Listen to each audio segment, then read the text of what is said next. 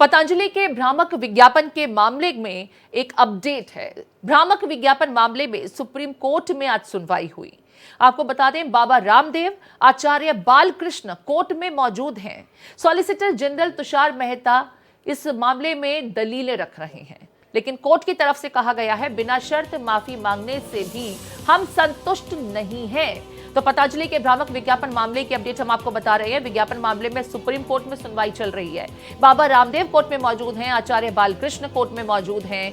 Solicitor general Tushar लगातार court में दलीलें रख रहे हैं, लेकिन तुषार मेहता की दलीलों से भी कोर्ट संतुष्ट नहीं यहां पर दिखाई दे रहे हैं। आपको बता दें, कोर्ट की तरफ से यह कहना है कि बिना शर्त माफी मांगने से भी हम संतुष्ट नहीं हैं। कोर्ट में ही मौजूद हैं बाबा रामदेव और आचार्य बालकृष्ण। बिना शर्त माफी मांगने से हम संतुष्ट नहीं है, सुप्रीम कोर्ट की ये टिप्पणी। हम दाखिल हलफनामे से संतुष्ट नहीं हैं। पतंजलि का माफीनामा स्वीकार नहीं है। सुप्रीम कोर्ट की तरफ से देखिए बड़ी बातें इस मामले में कही गई हैं। मामले में सुप्रीम कोर्ट से वकील मुकुल ने कहा सार्वजनिक माफी मांगेंगे बाबा रामदेव। बालकृष्ण भी सार्वजनिक माफी मांगेंगे।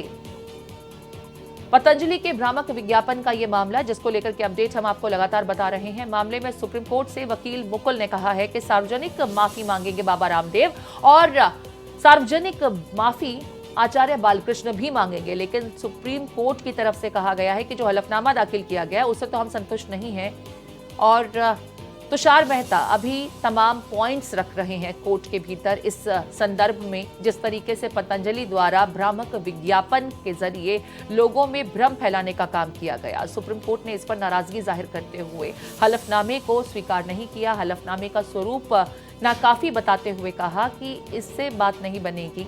हालांकि बाबा रामदेव के वकील ने माफी की बात भी कही। मेरे साथ गोपाल कृष्ण जुड़ गए हैं। गोपाल का मैं रुख कर रही हूं। गोपाल, सुप्रीम कोर्ट तो किसी भी तरीके से कन्विंस नहीं दिखाई दिया, और क्या कुछ कोर्ट की तरफ से बातें रखी गई।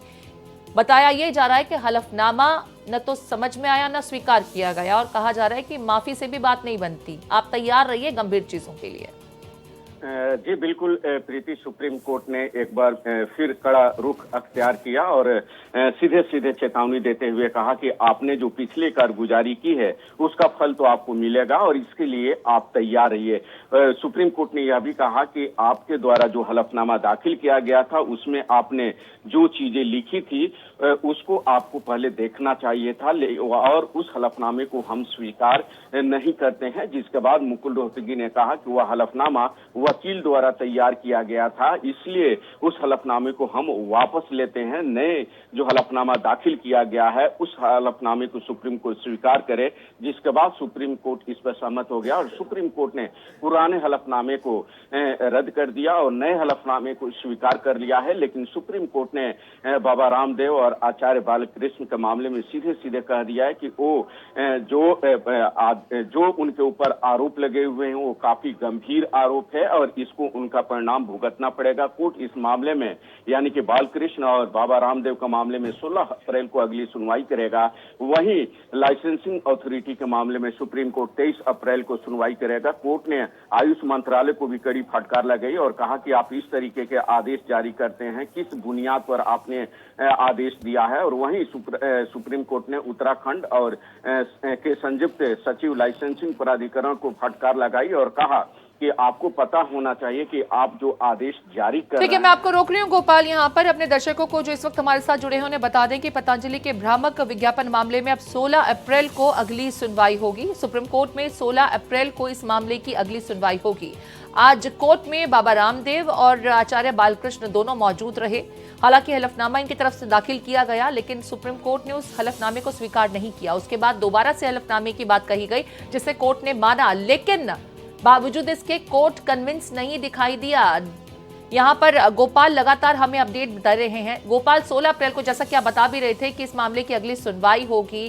कोर्ट ने आज कंसर्न डिपार्टमेंट्स को जो देश में दवाओं के वितरण को देखते हैं उनको कड़ी फटकार लगाई कि आप क्या कर रहे थे। यहाँ पर सार्वजनिक रूप से माफी मांगने की बात भी कही गई।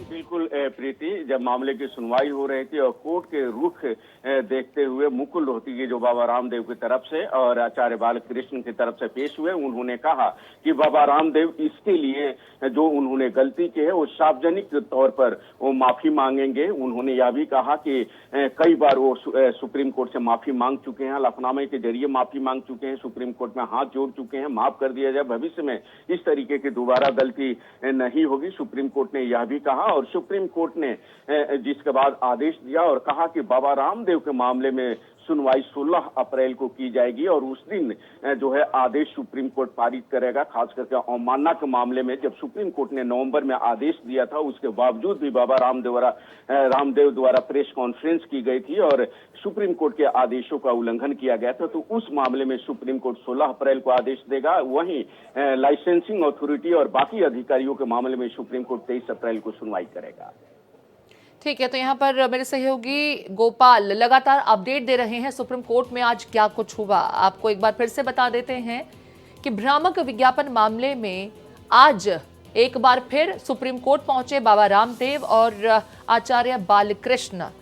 पिछली मर्तबा कोर्ट ने हलफनामा बाबा रामदेव की तरफ से दाखिल न किए जाने को लेकर के नाराजगी जाहिर की थी और कड़ी टिप्पणी करते हुए कहा था कि आपने हलफनामा दाखिल नहीं किया है। आज हलफनामा तो दाखिल किया गया लेकिन कोर्ट कन्विंस नहीं दिखाई दिया, जिसके बाद दूसरे हलफनामे की बात कही गई। लेकिन अभी मामला खत्म नहीं हुआ है, 16 अप्रैल को इसकी सुनवाई होगी और कंसर्न जो ड्रग कंट्रोलर डिपार्टमेंट है उनके अधिकारियों को भी इस मामले में आज कोर्ट की तरफ से कड़ी फटकार लगाई गई कि आप इतने समय तक क्या करते रहे। बहुत शुक्रिया गोपाल आपका तमाम अपडेट साझा करने के लिए।